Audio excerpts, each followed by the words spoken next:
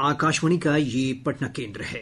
प्रस्तुत है कृत्रिम बुद्धिमत्ता यानी आर्टिफिशियल इंटेलिजेंस और डिजिटल ट्विन पर विशेष वार्ता। इस कार्यक्रम के तहत वार्ता के लिए आकाशवाणी स्टूडियो में उपस्थित हैं विशेषज्ञ। Centre for development for advance computing CDAC Patna केंद्र के संयुक्त निदेशक श्री रितेश धोटे। इनसे बातचीत कर रहे हैं आकाशवाणी संवाददाता धर्मेंद्र कुमार राय। आईटी सेक्टर में जो बदलाव आ रहे हैं, तेजी से कई नए प्रयोग, कई आविष्कार हो रहे हैं और इसी कड़ी में जो आर्टिफिशियल इंटेलिजेंस है उसकी काफी चर्चा है। तो इस विषय पर हमारे साथ बात करने के लिए सीडैक पटना के संयुक्त निदेशक हैं रितेश धोटे, जिनका इस क्षेत्र में 15 वर्ष से भी अधिक का अनुभव है। वे ई लर्निंग, एचआर टेक्नोलॉजी और एआई में काफी विशेषज्ञता रखते हैं। तो आज उनसे हम आर्टिफिशियल इंटेलिजेंस और जो आजकल चर्चा में बना हुआ डिजिटल ट्विन, इन विषयों पर विस्तार से चर्चा करेंगे। आपका स्वागत है सर। Thank you. सबसे पहले तो जानना चाहेंगे आपसे कि जो आर्टिफिशियल इंटेलिजेंस उसकी इतनी चर्चा है, तो किस तरह के बदलाव लेकर आया है? जो परंपरागत जो ट्रेडिशनल कंप्यूटिंग था या फिर जो आईटी सेक्टर की चीजें थी, उसके बारे में श्रोताओं के लिए पहले आप जानना चाहेंगे। जैसे आपने बिल्कुल सही कहा कि कंप्यूटेशन में जो चेंजेस आए हैं, टेक्नोलॉजी में जो चेंजेस आए हैं, उनके इम्पैक्ट हमारे नॉर्मल लाइफ पे और पॉलिसीज पे क्या हो रहा है, उसका इंफॉर्मेशन देने से पहले मैं आपको बताना चाहूंगा CDAC, centre for development of advance computing, ये एक स्वायत्त संस्था है ministry of electronics and IT के अंडर। इसकी एस्टेब्लिशमेंट ही एक हर्डल को सॉल्व करने से हुई थी। जहां आपने कंप्यूटेशन की बात की, तो 1988 में जब यूएस ने हमें डिनाई किया था कि हम आपको सुपर कंप्यूटर नहीं देंगे, तब सीडैक की स्थापना हुई थी कि हमें इंडिया का इंडिजिनियस सुपर कंप्यूटर एस्टेब्लिशमेंट करना है। उस दिन से लेके अब तक सीडैक आने वाली टेक्नोलॉजीज को समझ के उन पे रिसर्च करके उसे हम भारत के उपयोग में कैसे लाया जा सकता है, उस पर रिसर्च करते हैं। उनसे रिलेटेड स्किल डेवलपमेंट किया जाता है, जिसके मल्टीपल कोर्सेस है जो बहुत पॉपुलर भी है। तो इस सेक्टर से हम बहुत पहले से जुड़े हुए हैं। तो with that experience I can tell you, हम जो भी चीज आज कर रहे हैं, भले ही वो कंप्यूटर से लिंक्ड हो या ना हो, क्योंकि आजकल हमारे साथ में कंप्यूटर चलते हैं।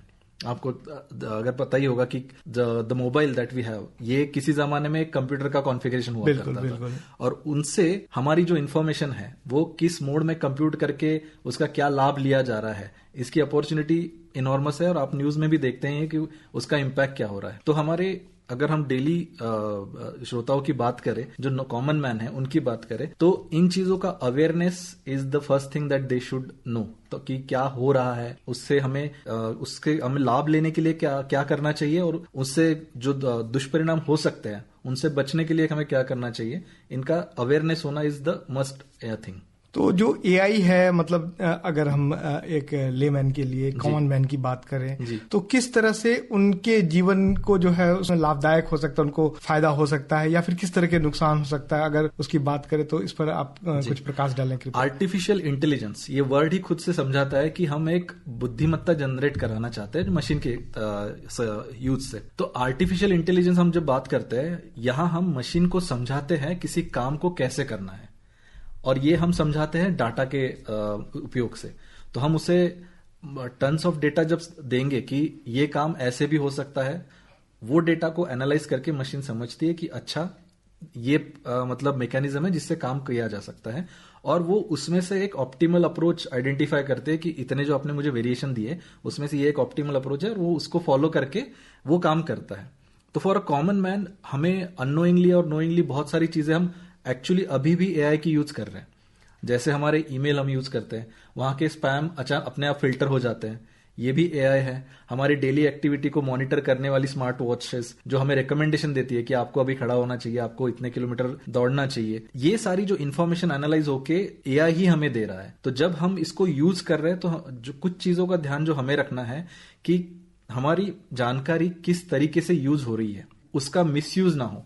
इसके लिए हर गवर्नमेंट ने पॉलिसीज बना रखी है, देयर आर रिकमेंडेशन, बट उन चीजों को बड़े स्मार्टली तरीके से हाइड आउट किया जाता है। आपको पता होगा कि मेरा डेटा बाहर पब्लिश ना हो, इसके लिए there is a setting, but वो कभी आप उस तक पहुंचते नहीं है क्योंकि आपने बाय डिफॉल्ट फोन स्टार्ट करते वक्त टर्म्स एंड कंडीशन एक्सेप्ट की है, क्योंकि आपको पता है उसके बगैर मैं यूज ही नहीं कर पाऊंगा। तो इन छोटी छोटी चीजों पे अगर हम ध्यान दें तो हम एआई को बहुत अच्छी तरीके से यूज कर सकते हैं। बिल्कुल, मतलब जो सोसाइटी का कोई भी ऐसा सेक्टर नहीं है जो इसे छूता है, सब में इसका प्रयोग किया जा सकता है अलग अलग।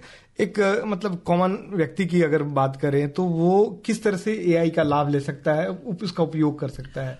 एआई को जैसे मैंने कहा कि रूटीन जो चीजें हैं, जो रिपीटेड वर्क होता है, हम ये एआई से आराम से करवा सकते हैं। ये ई गवर्नेंस सेक्टर की अगर हम बात करें तो डॉक्यूमेंट को सॉर्ट करना, मैनेज करना, उनकी टैगिंग करना, ये जो काम है जो क्या बोले टाइम कंज्यूमिंग है और रिपीटेड है।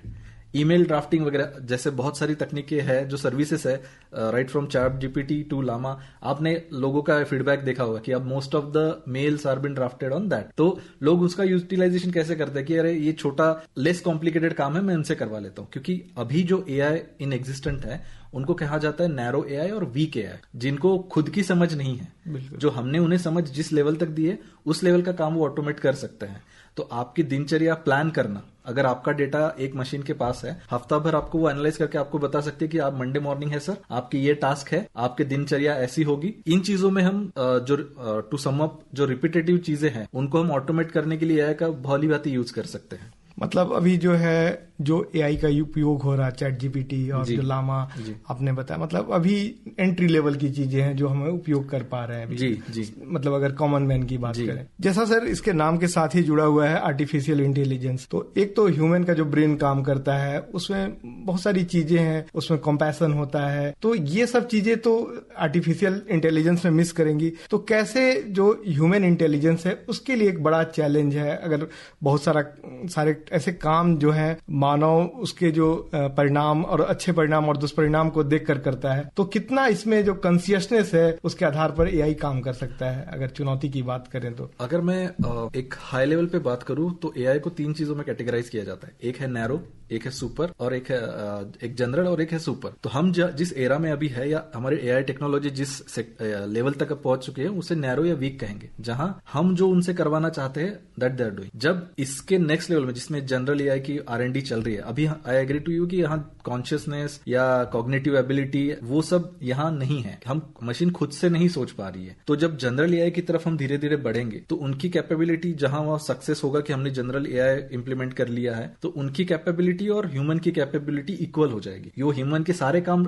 वैसे ही मोड में कर सकेंगे जैसा एक नॉर्मल ह्यूमन करता है। जब सुपर एआई की हम बात करते हैं उसमें beyond the capability of human जब मशीन काम कर पाएगी, बेटर रिकमेंडेशन कर पाएगी, बेटर ऑपरेशंस कर पाएगी, थिंकिंग कर पाएगी, वो सुपर एआई होगा। अभी वाले नैरो एआई में ये चीजें है ही नहीं। तो हमने अगर सिस्टम को समझाया कि आपको इसी दायरे में काम करना है तो वो इसी दायरे में ही करेंगी। इसका बहुत एक पॉपुलर एग्जांपल है तो कि एक ट्रेन है जो एआई से कंट्रोल्ड है, उसके सामने अगर एक इंसान आ रहा है ट्रैक पे, तो क्या एआई को उसे रोकना चाहिए? बट अगर उसे सडन ब्रेकिंग पे जो पैसेंजर है उनमें जो तकलीफ होगी, क्या उस तकलीफ को अवॉइड करने के लिए उस एक बंदे को इग्नोर कर देना चाहिए? तो these are dilemma which currently no application will handle. तो अभी का अगर हम कहना चाहे इन समरी, तो जो रूल ह्यूमन डिफाइन कर रहे हैं उन्हीं को फॉलो करके एआई अपना काम कर रहा है। जैसा कि आपने बताया कि एक बड़े पैमाने पर लार्ज स्केल पर ये टास्क परफॉर्मेंस का काम कर सकता है जी। तो ये जो काम जो ह्यूमन रिसोर्स करते थे, ऑब्वियस है कि ये काम जो नौकरियां हैं, जो एम्प्लॉयमेंट है, वो शिफ्ट होंगे मशीनों की ओर।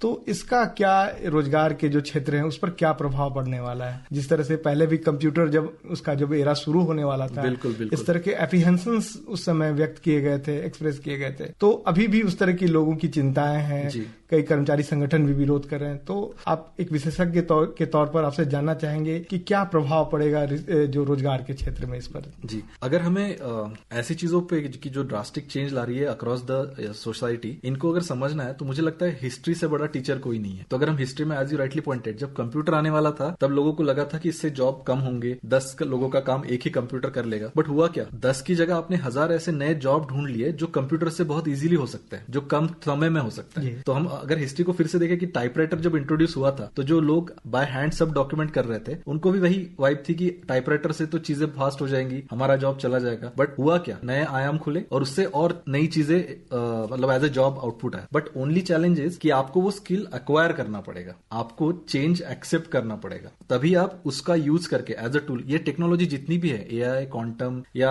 आईओटी, इनको आप एज अ टूल जब यूज करना शुरू करेंगे तो I mean boundaries are limitless. मतलब जो स्किल का लेवल है, जो फ्रेम है इंडिया में, वो बढ़ाना पड़ेगा। क्योंकि बहुत सारे जो बड़े उद्योगपति भी हैं नामी, उन्होंने भी चिंता व्यक्त की है कि जो स्किल का लेवल है इंडिया में, जो ह्यूमन रिसोर्स का है, उतना अपग्रेडेड नहीं है, उतना ट्रेंड नहीं है। तो ये एआई जो रोल आउट हो रहा है धीरे धीरे, उसका जो है अलग अलग एक्सपेंशन हो रहा है, तो स्किल को बढ़ाने के लिए क्या करने की जरूरत पड़ेगी उस पैमाने पर? स्किल में देखिए, इंडिया का एजुकेशन सिस्टम भी है जो मतलब थाउजेंड्स में इंजीनियर्स जनरेट कर रहा है, डॉक्टर जनरेट कर रहा है। जैसे हमारी टेक्नोलॉजी चेंज हो रही है, उसको कोप अप करने के लिए भी कोशिश की जाती है। सीडैक के अंदर भी there is a group, advanced computing training school है, जो इन आने वाली टेक्नोलॉजी में जो हम रिसर्च करते हैं उनको ट्रेनिंग के मॉड्यूल में कन्वर्ट करके स्टूडेंट्स तक पहुंचाता है। तो डिफरेंट क्या होता है उनका अप्रोच कि टेक्नोलॉजी को डेफिनेशन, रिटर्न डेफिनेशन के तरीके से सिखाने से अच्छा अगर आप उनको इम्प्लीमेंटेशन अप्रोच से सिखाएंगे। जब एक साइंटिस्ट पढ़ाएगा एक टेक्नोलॉजी को, एआई को, तो वो ये बताएगा कि इसका इम्प्लीमेंटेशन कैसे किया जाता है, इसका यूज कैसे होता है, ना कि आप उस चीजों पे ध्यान देंगे कि इसके कितने टाइप है, उनकी डेफिनेशन क्या है, आप उनके डायग्राम कैसे निकालोगे। आई एम नॉट डिनाइंग कि ये चीजें चाहिए होती है, but as a skilled manpower जिसे कहा जाता है, हम एआई का अगर किसी डेवलपर से सोचेंगे कि आप एआई के डेवलपर हैं, तो मैं आपसे ये उम्मीद करूंगा कि आप उससे यूज करके, आपका नॉलेज यूज करके एप्लीकेशन बनाएंगे, ना कि एक आप पेपर में एक्सप्लेन करेंगे मुझे कि इसकी डेफिनेशन क्या होती है। तो जो courses that I am talking about are action oriented, जिसमें आइदर एक्सपर्ट्स फ्रॉम सीडैक और experts from corporate who are working in this, ये लोग पढ़ाते हैं। तो इस मैकेनिज्म में अगर हम लोगों को टेक्नोलॉजी इंट्रोड्यूस करें कि इम्प्लीमेंटेशन अप्रोच से, तो फिर लोग जल्दी इनको एब्जॉर्ब भी कर पाएंगे और इन टूल्स को यूज करके अपना इम्प्लीमेंटेशन, जो कंसेप्ट होगी, वो इम्प्लीमेंट भी कर पाएंगे।